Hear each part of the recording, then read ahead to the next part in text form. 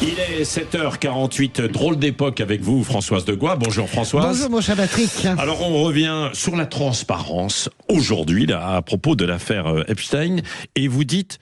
Vive la transparence. Oui, alors Patrick, je sais à quel point cette question fait débat depuis 10 jours, à quel point les millions de documents mis sur la place publique peuvent heurter ou choquer. À quel point aussi, d'ailleurs, Patrick, faut le noter, nous, ça ne nous concerne pas parce qu'on en a parlé tout de suite, mais la presse dans son ensemble a mis beaucoup de temps à parler de ces documents.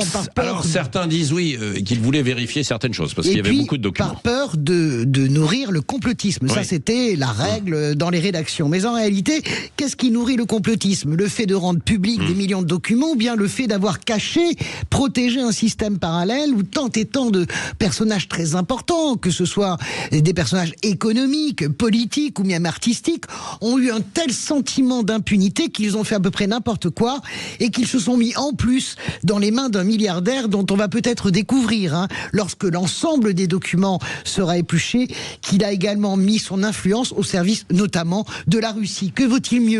Le grand déballage en fait, ou le sentiment permanent que les élites cachent tout, ne disent rien et s'arrogent au nom de leur statut des privilèges de demi-dieux qui échapperaient à la loi des simples mortels. Oui, c'est ça. Alors donc, selon vous, Jack Lang, qui est concerné par des échanges de mails, devait bien démissionner de l'Institut du monde arabe. Pas que des échanges de mails, la création aussi d'une société. Oui, bien sûr qu'il devait démissionner. Il a même mis trop de temps, Patrick, pour le faire. Démissionner ne signifie pas être coupable. Démissionner signifie respecter la suspicion légitime des citoyens et prouver ou pas son innocence. Ça n'est ni de la vertu ni de la morale, c'est quasiment une règle de bienséance de comportement civique. Mais d'autres, par exemple, devraient s'expliquer aussi, même s'il n'y a aucune poursuite judiciaire. Expliquer, par exemple, pourquoi on retrouve leur nom plus de 2500 fois dans les fichiers, comme Bill Gates. Il n'y a pas matière à poursuivre pour le moment. Mais la réalité, c'est que garder le silence, c'est encore nourrir la suspicion. Se taire, c'est nourrir les doutes et le complotisme. Et par ailleurs,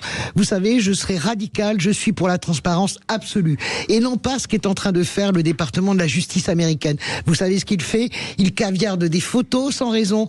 Il gomme des numéros de téléphone, et là c'est l'absurdité totale, mais des numéros qu'on retrouve dans d'autres mails. Il faut aller au bout de la transparence et ne pas s'arrêter au milieu du gué. Mais ça peut déclencher des campagnes de haine terribles aussi. Oui, François, bien sûr. Et nous sommes. Oui, Patrick, bien sûr. Et nous sommes dans un monde où non seulement tout se voit, tout se sait, et qu'on ne pardonne plus rien, ou presque, surtout lorsqu'il est question de pédocriminalité, de Epstein. Et je dis quand même, quand on est adulte, eh bien, on résiste aux campagnes de haine sur les réseaux sociaux. Ça n'est pas le sujet. Et même si ça vous oblige à lâcher, eh bien, tant pis. Et Jack Lang a lâché, eh bien, tant mieux. C'est bien la campagne menée sur les réseaux sociaux et le malaise exprimé par Sonia Mabrouk, puis par François-Xavier Bellamy, qui ont poussé Jean-Marc Morandini à quitter l'antenne, ce qu'il aurait dû faire plus tôt, comme Jack Lang, qui lui n'est pas condamné. Ça n'est pas de la vindicte populaire, je sais qu'on m'oppose toujours cela, c'est simplement des citoyens qui s'emparent de l'actualité, expriment leurs opinions qui, si elles restent dans les limites de l'argument et pas de la haine pure, eh bien, cette opinion représente ce qu'on appelle la démocratie 2.0 peut-être, mais c'est la démocratie. Oui, on en parlera tout à l'heure, mais à mon avis avec un autre angle, une autre façon de voir. Elisabeth sera pas d'accord. Non, avec Régis Maillot. Ah oui. Dans quelques minutes. Oui, on va rigoler, là, c'est autre chose. Oui. Jean-François Aquili, bonjour. Bonjour Patrick. Votre invité politique tout à l'heure à 8h15. Ce sera Aurore Berger, la ministre de l'égalité entre les femmes et les hommes et la lutte contre les discriminations. Je l'interrogerai sur les suites à donner à l'affaire Epstein et aussi sur cette nomination, parmi les questions à poser, d'Amélie de Montchalin à la tête de la Cour des comptes, qui est quand même un exemple de mise en application de l'égalité en question entre les femmes et les hommes, Patrick. Oui, directement. Et pas d'âge.